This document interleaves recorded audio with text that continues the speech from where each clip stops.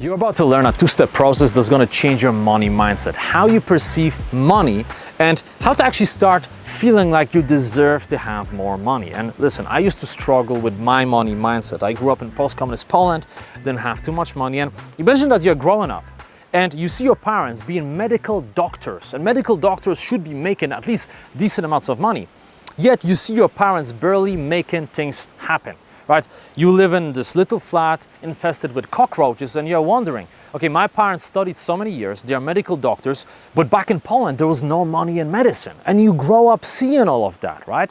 So again, I don't want to go too deep into my history, but the point is I used to have a very negative money mindset. I didn't believe that I deserved money.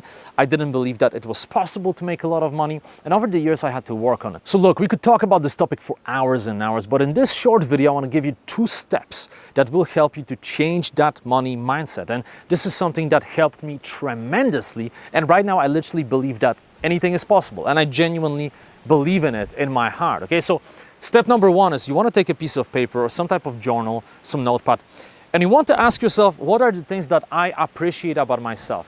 Anything. Your characteristics, your abilities, your capabilities, your talents, whatever it is. What can you appreciate about yourself? What can you be proud of? What are your strengths? You want to write all of those things down.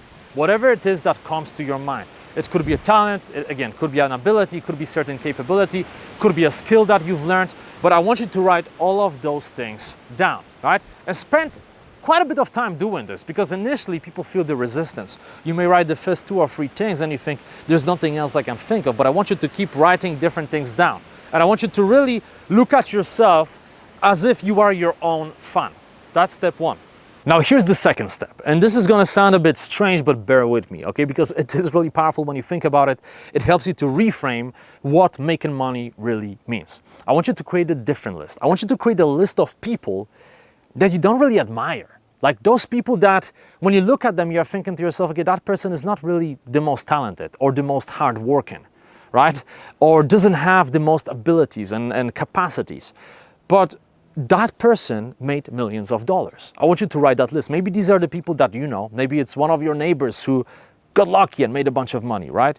Maybe it's someone else. Maybe it's someone that you know from television who is really not the sharpest tool in the shed and is making millions and millions of dollars. I want you to write a list of those people. And you will notice that there are a lot of names you can put in there. There are a ton of people who literally right now are making millions and millions of dollars, and they are not really the sharpest, right? It's not like they have something that you don't have, right?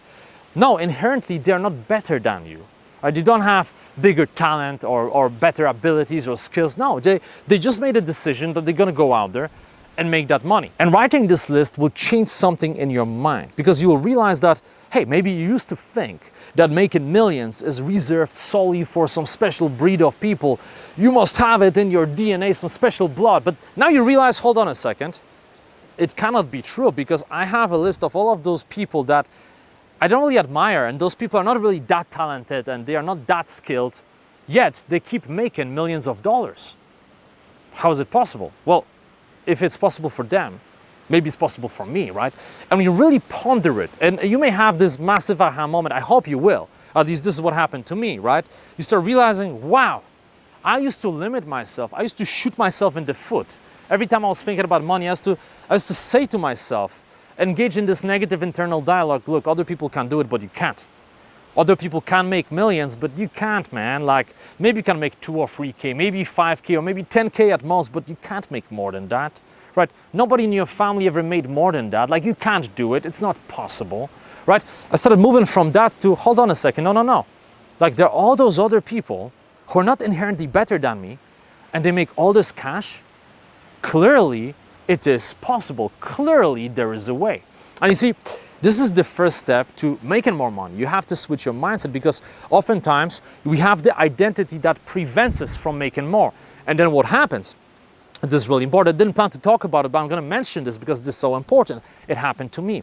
When you have a negative identity that prevents you from making more money, that identity that's pulling you down, that tells you you don't deserve to have more money, you don't deserve to make more money, you're not the type of person that can make more money, what happens is you will end up sabotaging yourself. So there may be opportunities out there in front of you They may present themselves to make more money, but you will find a way to shoot yourself in the foot. And listen, this happened to me, and it's weird to share, but this happened to me, right? Early on in my business career, as I started making more and more money, I miraculously found a way to spend it. I literally found a way to spend it. I'm not going to talk about specific numbers here. I'm quite private when it comes to this type of stuff, right? But imagine that I had certain threshold that I was trying to get to.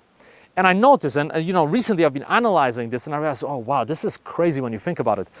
Every time I would get close to that threshold, I would find a way to get rid of some of my money. And when I look at the amounts of money I was making, I could have easily broken over that threshold. I could have easily gone over it multiple times.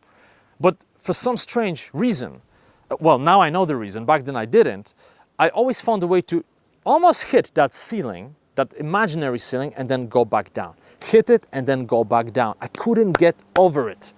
And the problem wasn't that I couldn't make more money. Now I could, right? Everything I was doing, like I could make more money. It was within my capability, but my mindset wasn't right. My identity was pulling me down. My identity was telling me, listen, buddy, if you make more than this, that may mean pain. Why?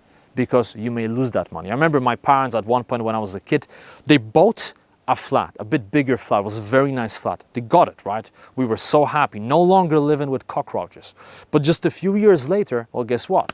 My parents sat me down, my brother, and they said, listen, we have some bad news. We have to move out because we just don't have the money to pay for this.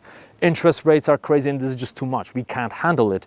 We have to move to a tiny little apartment, right? So what happens in the brain of a little kid? Well, okay, having too much, right? Making too much means pain, because if you make more, you can lose more. And guess what? If you stay low, well, there's no pain because you are here. You already know this. This is your comfort zone, right?